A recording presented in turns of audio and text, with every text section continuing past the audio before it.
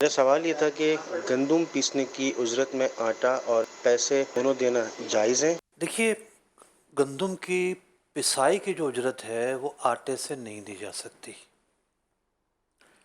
گندم سے دی جا سکتی ہے۔ ایک شخص گندم لے کر آیا نا، مثال کے طور پر وہ گندم لے کر آیا ہے، جی اب وہ 5 کلو گندم الگ کر لے، 35 کلو کا آٹا پسوا لے، 5 کلو اس کو پسائی کے طور پر الگ سے دے دے۔ ٹھیک ہے، زیادہ تر لوگ جو نا وہ آٹے سے کٹائی کرواتے ہیں۔ تو قفیز تہن کا جو مسئلہ ہے وہ یہ ہے کہ جس چیز کے اندر کام ہوا ہے، جس کے اندر پروگریس ہوئی، کام ہوا، اسی چیز کو اجرت کا حصہ بنانا جائز نہیں ہے۔ ٹھیک ہے، حدیث مبارکہ میں خاص گندم ہی کے مسئلے کو منع کیا گیا ہے۔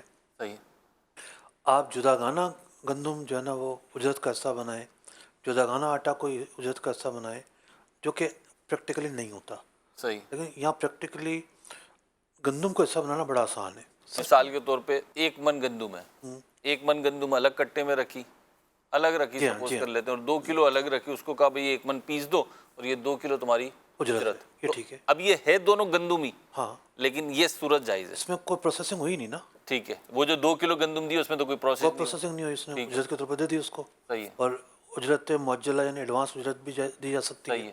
اور یہ جو پروسیسنگ ہوئی ہے، سارا کا سارا اس نے خود واپس لے لیا۔